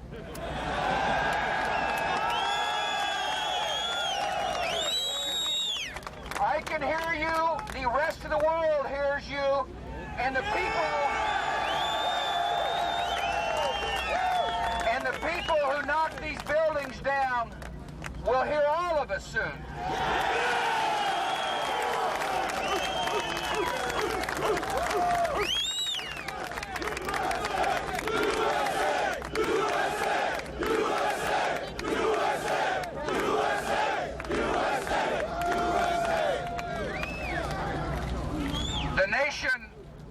The nation sends its love and compassion. God bless America! To everybody who is here. Thank you for your hard work. Thank you for making the nation proud. Now, the president said later in a conversation with reporters that the administration had a suspect. Aides later amended that, saying they weren't certain there was a single suspect yet. But as we've watched and listened to the president this week, can't help but draw a parallel to a little more than 2 years ago. At that time, Osama bin Laden, blamed by the U.S. government for the bombing of 2 U.S. embassies in Africa. President Clinton approved a military retaliation that included launching roughly 75 cruise missiles. Listen now, President Bill Clinton, August 1998, in the Oval Office. It will require strength, courage, and endurance. We will not yield to this threat. We will meet it no matter how long it may take. This will be a long, ongoing struggle between freedom and fanaticism, between the rule of law and terrorism. We must be prepared to do all that we can for as long as we must. It is that experience, the Clinton administration action, now viewed by many as a failure, guiding President Bush as he meets with his national security team, trying to plan what we are told could be both an immediate and then a long-term military response to these terrorist strikes.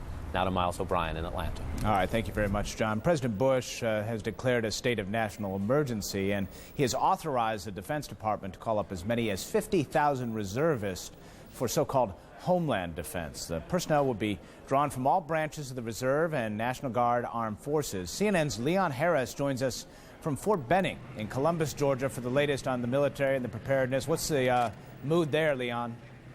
Well, Miles, as you might expect, it's pretty serious here. The mood is very serious. We are at just outside of Fort Benning. It's about maybe 2 miles back up that way from where we are right now. The location we happen to be at right now is a place called Ranger Joe's. You see it here behind me. This is a place we're told that most folks that come to town here, it's sort of the place you have to go to buy supplies for those who are attending any of the infantry schools, any infantry training there at Fort Benning, rather, which is known as the home of the infantry. And what we were trying to do was trying to find either some soldiers or some retirees or guardsmen or whatever, or maybe just civilians to talk to them. And we have found that generally those who are still serving right now don't want to talk. They say they don't want to give away anything, and they've been told to be very careful what they say to us. But we have been lucky enough to find a couple of gentlemen who just stopped by here, who happen to be traveling. I guess you have 2 gentlemen who are visiting here. We're joined here by, we've got Rick Reed, who was a Green Beret Delta Force who served during Desert Storm, correct? Yes, sir. And Ray Houghton, who's a Combat Army chaplain also, who served during Desert Storm, a Bronze Star recipient, I might add, as well. Now, you gentlemen say that when you first heard about this, you were actually on the beach, correct? Yes, correct. All right, so what are you doing here now? We just, we've come here to buy a flag. We haven't been able to find a flag, and maybe buy some T-shirts or something to show our support and patriotism. Yeah. Well, what do you make of what you've seen so far as patriotism goes? We talked about this a minute ago. You were saying... we were saying that it's just such a warm feeling to go through little towns in Georgia coming here, and there's flags all over the place. And I mean, the people are coming together. Yeah, I don't know if I want to disappoint you, but I'm going to have to tell you, you're going to have to wait a while for flags. We were just inside. They told us that they're going to get a new shipment in. They've been out of flags for a day now, and they should be getting another shipment in sometime this afternoon, this mid-afternoon. Are you willing to stick around and wait? I think so. We're going to wait around and see if we can find a flag. We want to fly it on our automobile that we can stick in the windshield or, the side window, and show our patriotism. And everywhere I go, people, when they see our caps, they want to talk to us and want to know what we think about it and how we feel about the whole situation. It's a horrific thing. Somehow it's taken this to bring us all together, but my sentiments are to the families that are grieving and hurting.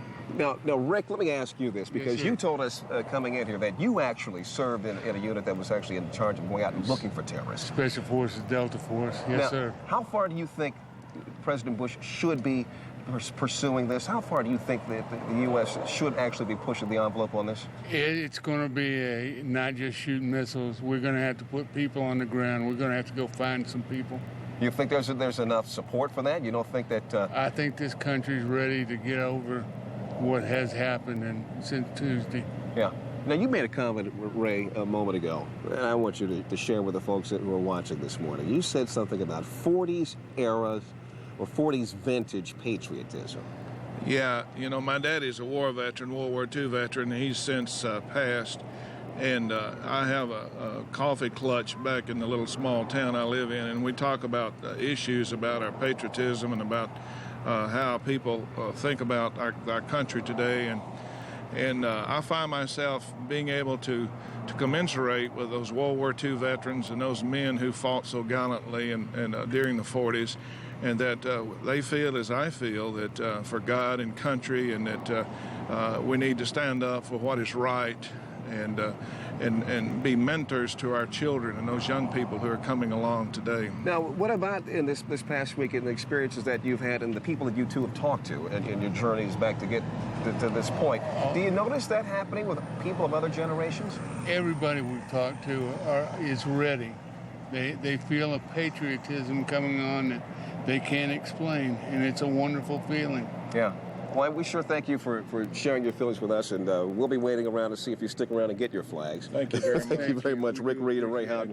Thank you very much, gentlemen, and good luck to you. Thank you. Miles, this is indicative and pretty much, the same kind of thing that we've been hearing all throughout the morning. We're going to stick around and try to go back inside and talk to some more people. There's a lady inside whose husband has just come out of jump school here, and she was actually a little bit more than nervous about things right now. We're going to go inside and talk with her next time we get a chance to talk with you, Miles. Back to you. Leon, just a little while ago, we were talking to General Wesley Clark, who was giving us some insights on the military thinking right now. And when you start looking at Osama bin Laden and no less than a dozen terrorist training camps inside Afghanistan, it raises the distinct possibility of some kind of ground troop effort ultimately, whenever that objective is defined. Is that the sense you're getting there, that this is something that ultimately will involve folks at Fort Benning, or at least their colleagues who get on the ground? Miles, I do get that sense, but I can't say much more than that because they won't talk. That's just how seriously these people here are taking this, and just how well they're girding themselves for what's to come. These people here are already on I don't want to jump the gun and say they're already on a war footing, but you know what? They're pretty close to it. They're taking this situation very seriously, and to a man, everyone we've talked to so far has said that the U.S. should go as far as it takes. Now, give us a sense of the security around Fort Benning there. I know you're familiar with the area. We're at a high level of, used to be called DEFCON, they call it ThreatCon now. Did you notice anything different as you approached the base? Well, what we've noticed so far is that it takes forever to get to the base. As a matter of fact, the two gentlemen we were just talking with, they're retirees, and they generally have access to the base on any time they want to go. All they have to do is show their identification. But now the process to get in involves hours. You hear me? Hours of security clearances and searches and checks of information and checking out of your body and your vehicles and that sort of thing. I heard yesterday, I heard a report that coming in here, we heard that it took up to 3 hours for one single person to make it all the way through the security gauntlet to get inside. And right now, everything is totally closed down. Leon Harris will be checking in with you all throughout the day. Thanks very much. Here are the latest developments for you, just to bring you up to date on things. Officials have been given the go-ahead to call up as many as 50,000 reservists in the coming days. And as Leon Harris pointed out there, the military really putting itself almost in a war footing at this point. The personnel will be used to protect U.S. airspace, and they will help in the aftermath of Tuesday's terrorist attacks. Meanwhile, Pakistan is pledging now to fully cooperate with the United States as the government here considers how to proceed with its fight against terrorism. That's a critical point because Pakistan is considered closely linked to Osama bin Laden and his network of terrorism.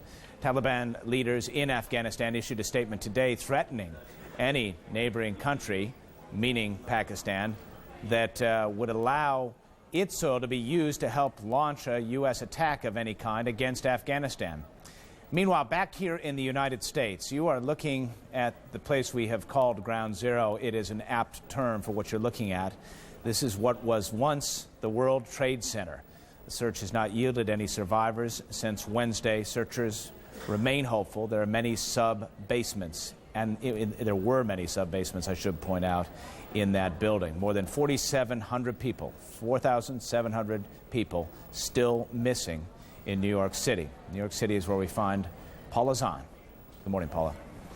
Thanks, Miles. I was just going to add to what you were saying about this harsh statement coming out of Afghanistan today from its religious rulers of the Taliban, basically, once again, saying that threatening any country that allows its soils to be used to help the United States stage an attack on Afghanistan. Quick note here, there are now 19 men identified as suspected hijackers in Tuesday's terrorist attacks against the United States. They are all believed to be directly or indirectly linked to Osama bin Laden, who, of course, has been protected by the ruling Taliban of Afghanistan. Right now, we go to Nick Robertson, who is standing by in Kabul with the latest. What is the reaction to this statement, Nick? Well, Paula, that's exactly what the Taliban were trying to do early this morning when they issued their statement warning, essentially without saying Pakistan, but essentially warning Pakistan. They issued that statement just when the Pakistani government was about to sit down and decide the level of support. Now, clearly, it's gone ahead and given its full support to the United States, but that Taliban statement was clearly designed to try and influence that meeting, saying that any neighboring country, in particular an Islamic country, that they should think very carefully about allowing their soil or airspace to be used by the United States, and essentially threatening that if they did, then they would gather an army together and invade that country. Taliban spokesman earlier today said that in Pakistan.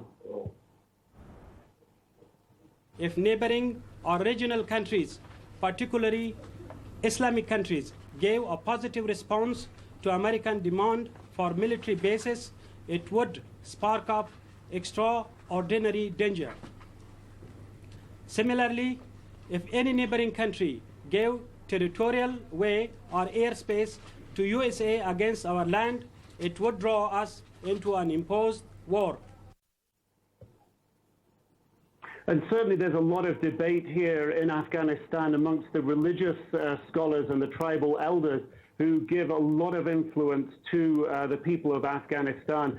We heard of a meeting earlier today with over 100 of these tribal elders close to the border with Pakistan, and they have huge sway of influence over several tribes in that area. And essentially what they were saying was they wanted America to consider carefully what it was doing. They say Afghanistan is an impoverished country and to attack it would be unjust. Interestingly as well, however, they also urged the Taliban leadership not to close down on the door of diplomacy, to continue to talk through issues. Those tribal elders also, however, said that if Afghanistan was attacked, then they said that all tribes in Afghanistan would throw their support behind the Taliban leadership. And certainly the spiritual leader of the Taliban, when he addressed the nation by radio last night, was really gearing them up to expect war and telling everyone that they may have to, like their fathers and grandfathers, lay down their lives for the sake of Islam. Paula? Well, it would seem that the State Department isn't giving these nations an easy choice. The State Department met with some 15 Arab representatives yesterday. They're saying, join us or risk being isolated in a growing global conflict. What kind of leverage do you think, given the statement from the Taliban, the United States actually has with Pakistan? Well, the United States certainly has some leverage with Pakistan. Certainly Pakistan in recent months has been looking to resolve its long outstanding dispute with India over the region of Kashmir. And certainly if Pakistan is going to get that issue resolved to its satisfaction, then it needs the political support of the United States. Pakistan is also a country whose economy is in a very, very poor shape, and they just cannot afford to be isolated from the rest of the world, which if they decided to side with the Taliban and not with the rest of the world, they would become isolated. And I think that's been very clear to the leadership in Pakistan at this time. There are certainly many issues that weigh on General Pervez Musharraf, the leader of Pakistan's mind at this time. Afghanistan and Pakistan share a lot of tribes, so the tribes in Afghanistan have a lot of influence in Pakistan. There are a certain large following for some of the more Muslim fundamentalist groups in Pakistan. These groups, those tribes, could make a lot of trouble for General Musharraf, but clearly he's felt he has no other option at this time than to side with the United States, and that is going to be keenly felt here in Afghanistan. The Taliban, the Afghan people rely on Pakistan for trade, for their economy, for the food on their tables. There is a huge degree of support necessary just for their physical survival here in Afghanistan on Pakistan. To see that potentially wither up and die is going to be not only worrying for the government, but also very worrying for the people of Afghanistan. Paula?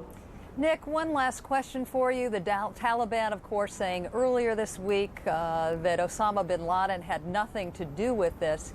Is there a belief there in Kabul that Osama bin Laden is still in that country, in Afghanistan?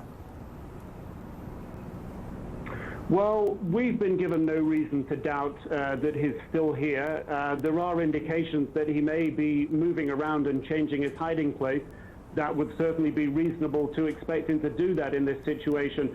But generally speaking, there's no reliable information as to his exact whereabouts, and there's certainly no public change in the Taliban's position of support for him. And also speaking to people on the street, there's certainly no change in their support for Osama bin Laden and the sanctuary that he has here in Afghanistan. It's perhaps important to note when listening to what those tribal elders had to say earlier today, they weren't necessarily defending Osama bin Laden as the Taliban leadership have done in the past.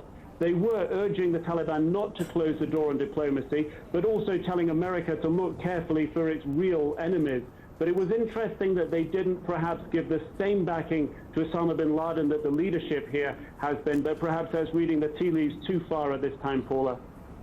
Nick Robertson, thank you so much for that in-depth report. We appreciate it.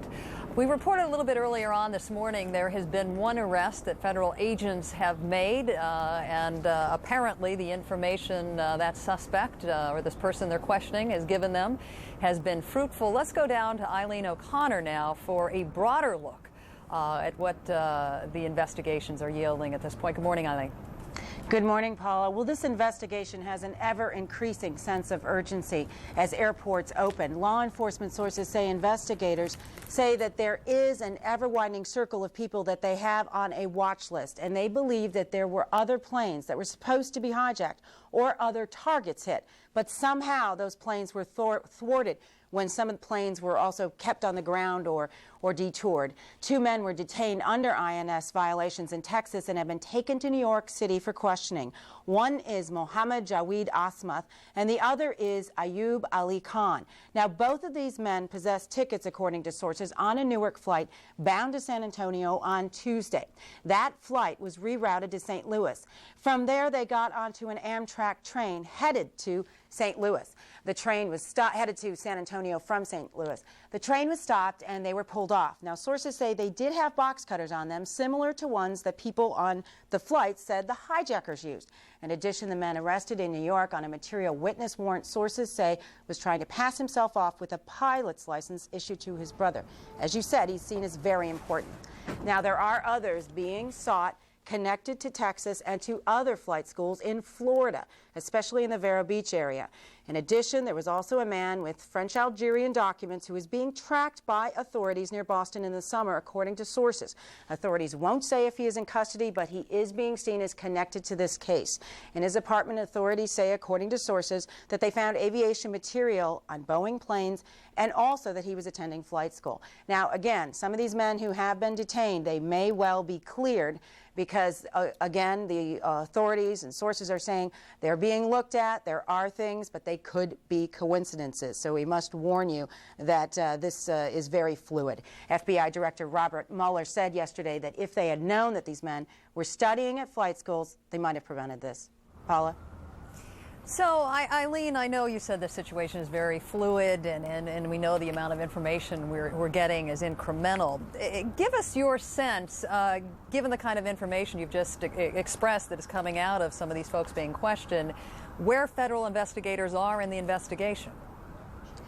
Well, they believe that they are proceeding. They are at least widening this net. And one of the things that they're looking at, of course, are people linked to flight schools, people linked by family, perhaps, to some of the hijackers, and they are pursuing those people. Those are the kinds of people that you're seeing on this watch list. We're also doing things like running addresses, which are the kinds of things that we're doing, and then seeing people who lived in addresses that the hijackers lived in, or associates of the hijackers lived in. Now, some of these people aren't being taken in. They are going to be perhaps material witnesses who can just give a lot of information about associates of the hijackers. But it is an ever-widening net, Paula.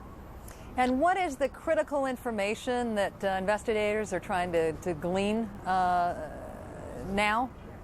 Well, one of the things they're trying to glean is, are there other plans? That's the one that's really urgent. And who else is behind this and where they are? They could be, have already be in other countries. And they have to see also where the ties lead back. Increasingly, Paula, investigators are seeing a lot of ties to groups associated with Osama bin Laden. And so that is certainly tightening their case and their proof and building their case against Osama bin Laden, as the Secretary of State said, as a prime suspect. It's very difficult, Paula, to get information on this. This is one of the most tightly held investigations I've ever worked on terrorist activities. But they are saying, shows you their urgency, that they may go public with some of these names because they really do want to find these people. Paula? Well, I think you're doing a darn good job of trying to piece all of these disparate chunks together. Thank you, Eileen. Thanks. And right now we head back down to Atlanta, where Miles O'Brien has even more on the investigation. Miles, what do you got? All right, Paula, let's just bring things up to date. we'll use a map to give you an idea of the global extent of this investigation, unprecedented criminal investigation, and give you an idea of some of the places where things are happening right now. Some of this might be a little bit repetitive from what Eileen was just saying, but it's worth going through anyway. First of all, those two suspects, or not suspects, but detainees who were picked up in Texas, who were in the possession of box cutters and were on a flight on Tuesday morning, now headed to New York. They're going to be questioned there and hopefully will provide some additional information for investigators. Once again, sort of underscoring the point that what we may be seeing thus far is just the tip of the iceberg. Of course, the big news, the arrest in New York of the material witness, one of those people that was involved in that JFK arrest on Thursday, precipitated the shutdown of the airport. We weren't sure what the link was. Now it appears there's an arrest involved and might lead to further information for these investigators. Perhaps unrelated, but who knows at this point, police in Europe now have two detainees who they picked up after conducting an investigation, determining that they had targeted U.S. interests in Europe. We're not sure what those U.S. interests are, but whenever you're talking about things like that, think of military bases, think of embassies, of course. They were charged with possessions of weapons of war, specifically an Uzi pistol and some ammunition, which might have been used in those attacks. And finally, the schools. Down in Florida, of course, those air schools continue to be a focus of attention. And also in California, a very well-known aviation school, the King Schools. John and Martha King, frequent visitors here on CNN on the subject of aviation. They're the largest school producing CD-ROMs and other material which pilots would use to learn their trade. Their particular building was searched by, or their records were searched by FBI investigators, trying to see if there were any matches between the suspects on board those 4 flights and somebody who might have used the King School's material. So it's a broad dragnet. It continues. We're tracking it from all quarters, and we'll just keep you posted on it. Paula. Thanks so much, Miles. We've been talking a lot about what would cause folks to intentionally slam jets into buildings and kill innocent people. And joining me right now is a man who knows an awful lot about the myths and misconceptions surrounding Islam. His name is Muzammil Siddiqui. He joins us from Washington, D.C. He was with the Imam Islamic Society. Good morning, sir. Can you hear me? Because I'm not hearing you right now. Yes, okay. I hear you. I hear you. Good morning. In the Islam faith, is it okay to commit suicide? Islam forbids killing any innocent people. Islam forbids doing anything that is immoral, and self-defense is allowed in Islam, but killing the innocent people is not allowed in Islam. So how do the followers of what is being called the prime suspect, Osama bin Laden, by Secretary of State Colin Powell, how do they reconcile what they say are their beliefs in Islam with perhaps what they will ultimately be found guilty of carrying out? I really do not know much about the inside thing of this group. But if they are using the name of Islam to justify the criminal acts, I mean, I can tell you from my understanding of Islam, from the Quran, from the sayings of the Prophet, from the works of various scholars of Islam, that Islam does not allow this kind of things. Islam is the religion of peace. Islam is the religion of harmony, compassion, and Islam certainly allows self-defense. But even for self-defense purpose, even in the situation of war, you have to use ethical and moral means. You should not just go on indiscriminate killing the innocent civilians, people of any faith. And as you know, in the World Trade Center killing, in the Pentagon killing, the hundreds of Muslims also got killed. So it doesn't allow that at all. I mean, killing Muslim, non-Muslim, anybody, people who are innocent, they should not be attacked. All right, well, you've made it clear the Quran tells Muslims that suicide is a mortal sin, but clearly the folks that are capable of carrying out these kinds of horrible deeds must be rationalizing it. Do they think that, you know, dying for the faith in a holy war then is a different thing? Any person who does something, they always have some justification, but it doesn't mean that all justifications are right or they're from the sources of the religion. People have do things for their own nations, for their own group, for their own races. They do all kinds of things, but that doesn't mean that those are right justifications. From my point of view, from the point of view of all the Islamic scholars throughout the Muslim world, in America, they all have condemned this kind of acts. You've made a serious charge here, and I know you believe it profoundly, that folks like Osama bin Laden are misusing religion.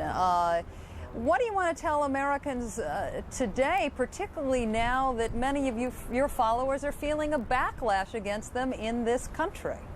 I want to say to the Americans that, look, there are 7 million Muslims living in America. They are Americans. They love this country, and we are together in this pain. So do not isolate one group against the other. Let us be together in America. Let us work together. And at the same time, I would say to Mr. Bush, the president, to everyone who is responsible, that please use proper ways. Fear God. Do not, in your anger, in our anger, we should not do anything that is improper, because God is watching everything, and we should not inflict suffering on the innocent people. We certainly should punish the criminals and those who conspired with them, but be very careful, because innocent people, men, women, and children, God does not allow that. Christianity doesn't allow that. Judaism doesn't allow that. Islam does not allow that. No people of faith will allow this thing. And so we should all fear God. And God is over and above everyone. And we pray to God to give comfort to the people who lost their dear ones. This, of course, this will go throughout their life. They will go with this trauma. We pray that God make it easy for them. But it is not the crime of the whole community of Muslims. Let us understand that. Even if those people are proved, we don't know yet, even if it is proved beyond any reasonable doubt that these are the people who perpetrated this crime, it is not the crime of Islam. It is not the crime of 7 million Muslims and 1.5 billion Muslims in the world. It is those individuals who committed that crime. It just happened. In Judaism, if people do something, it is not the crime of all Jews. If in Christianity people do that, it is not the crime of all Christians. Timothy McVeigh, when he was found, it was not the crime of all his neighbors, all his family members, all the people of his religion or his race. It was he and those who conspired with him. So we have to very carefully see that who are the people who committed that crime. And they should be punished. They should be brought to justice. But do not misrepresent or have prejudice against a faith, against the community of faith. Mr. Siddiqui, I know you're urging the president to do nothing improper. Those were your words. But as you know, President Clinton attempted to attack Osama bin Laden and his followers, and innocent people did end up dying as a result of those attacks. Do you think it is the reality if and when the U.S. government can prove that Osama bin Laden or another group had something to do with this, that innocent people will die? I think that you will find full support in the Muslim world, full support if it is proved that he is the one who was involved behind that, and he was the one who was behind all these things, and his group was behind that.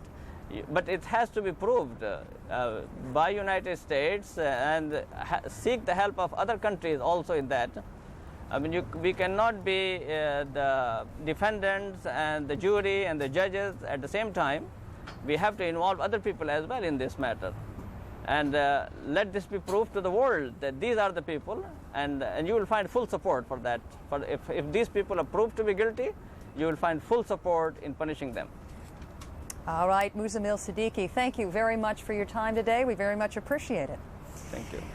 And back here in New York, we wanted to let you know, I had to look at my watch to make sure this is correct. In about 6 minutes, we're going to take you live to a command center where New York public officials will be giving us a briefing on rescue efforts and any help they might need from those of you out there. At 10:06, the president will be making his weekly radio address. We are going to be able to dip into that address live. But right now, we're going to catch up with Elizabeth Cohen, who is standing by at the Armory, the place where family members from all over the world are going to try to track down what happened to some of their loved ones. Elizabeth, what's going on there right now? Paula, some 3,000 people have been to the Armory ever since the explosion to register information about their loved ones. And today they've started DNA testing. A close relative can come in, have their inner cheek swabbed. They save that DNA, and they then would match it up with remains that they find from the rubble at Ground Zero. I'm here with someone who's been to the Armory. His name is Haji Abukara, and he is a very special person. He is a friend of Lindsay Herkness, who is a senior vice president at Morgan Stanley. Mr. Herkness is a very good friend. He was your boss. He was my boss, yes. He is my boss, more than boss, my friend, everything. I'm still looking him, and we cannot find. This is the 5th day we looking him. I hope we see again him. I'm putting everywhere his picture, and I'm hoping to see again. I don't know what to do. I have his dog with me, which is Gaston. Gaston, he's with me. He's tired now. He's walking with me. We're doing some job for him, looking at him, and we want to thank CNN. Thank you so much, CNN. And we're going to remember CNN all the time. And I want to mention there are posters all around the city that say if you know someone who's missing and if they have a pet, go get that pet, go feed him, go help him out. Have you lost hope after all these days? Yes, we lost all these days, everything. Do you think that he might be found alive? For me, he's not dead. He's still alive. I hope we see him today or tomorrow, whatever. And you were supposed to go to work at 10 o'clock Tuesday morning, is that right? When I saw the TV, the building was burning, and I cannot do it, nothing. I said maybe I was calling, and the phone was gone, everything was gone. So you must have lost many friends, not just Mr. Harkness, but so many people at Morgan Stanley. People, yeah, Morgan Stanley, we lost a lot of people. I hope we find someone at least can say, I saw him, he was there, and we don't know which floor he was. We was 73rd floor. 73rd floor, you can see here, this is Mr. Herkness's business card. When I looked at it, I thought it's just an ordinary business card, but this address, 2 World Trade Center, 73rd floor, used to be just an ordinary address, and now it's an address of horror. Paula, back to you. Thanks so much, Elizabeth. We have heard an awful lot about how lives were forever changed at the time of the explosions here in New York City. And right now we have a remarkable story that Bruce Burkhart filed for us about an 81-year-old couple that was actually, they were working in polling booths not far from the World Trade Center during the explosion. And his report takes us through what happened to them that morning. Another day in the Red Cross shelter in Gramercy Park for Rose Franklin. Another day wondering what happened to her husband, Harry. I hear a bang. On Tuesday morning, Election Day in New York, Rose and Harry were working as volunteers at the polling station on Chambers Street, just a few blocks away from the World Trade Center. I go out and I see all that smoke. While Harry stayed inside, Rose wandered outside to check out the big boom. She wandered too far. By the time she tried to return, chaos had taken over and she was swept up in the stampede. Kept pushing everybody up north, up north, up north. Now confused and wondering where her husband was, the 81-year-old Rose stumbled along for 2.5 miles before winding up at a shelter. It was there that she met a volunteer named Sergio, or as Rose calls him, her angel. At the beginning, she was one more person there. Slowly you get together and you talk, which is really the only thing you can do. At first, Rose said she had no family, but after warming up to Sergio, said she had a son in Boston. Though she didn't know his phone number or where he worked, Sergio tracked him down. It paid off. The son reported he had received 2 messages from his father. He said he was alive and well, but the message didn't say where he was. He's not sure how to talk to an answering machine, and he's probably pretty confused. He's always been on these heart pills because he had a triple bypass. So I've never known him to be without those pills. Sergio tried everything, searching shelters, hospitals. Then I went to the armory, hoping that he would be there looking for her. He wasn't. So that was to be our story. A couple in their golden anniversary year separated by tragedy. The end. Well, not quite. We got him. What? He left a message on my phone. The husband did? Yeah. Sergio, who just a few minutes before this had left the shelter, came running back to tell Rose the great news. Harry had left a message. Okay. Harry, it turns out, had been hunkered down in the couple's apartment in an evacuated zone near the trade center. Without electricity, without water, Harry didn't know whether Rose was alive or dead. No one thought to look for him there. Harry, where have you been, Harry? Yes, I did. Where's she? Sergio and Red Cross officials then produced their version of when Harry met Rosie. I didn't really lose it. Hey, come in. It was Sergio's notice in the armory that did it when it happened to show up in a local TV news report. A neighbor saw it and told Harry.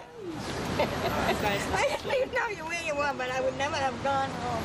After I met Sergio, forget home. For Sergio, confirmation of his notion of what volunteering is all about. We have to concentrate on the small things. Go to a place, and when you find somebody sitting down, sit down by their side like I